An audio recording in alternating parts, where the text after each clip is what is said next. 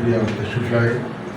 اور محترم انور شعور صاحب، میری کچھ خوشی ہے کہ آج پہلی بار میرے پروگرام کو تشریف لائے ہیں، تو میں دل کی گہرائیوں سے ان کو ویلکم کرتا ہوں. ساحر انصاری صاحب کو یہ سمجھ لیجیے کہ محبت کرنے والی شخصیت ہیں.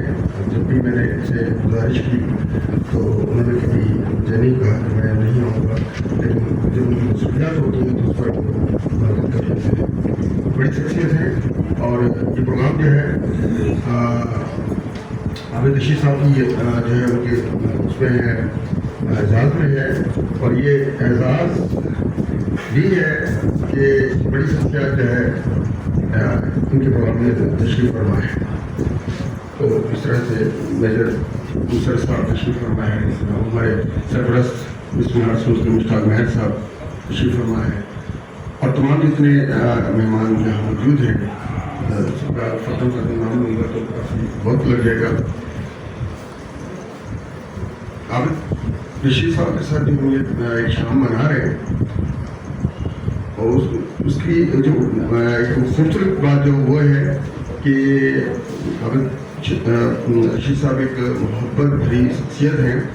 میری ان سے رابطہ رہتا ہے، تقریباً سال ہی رہتا ہے، یعنی پورے سال یہ رہتے ہیں، باہر رابطہ رہتا ہے.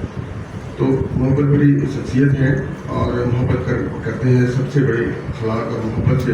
جو ان کا کام ہے اس کام کو دیکھا جائے تو بہت بڑا کام ہے.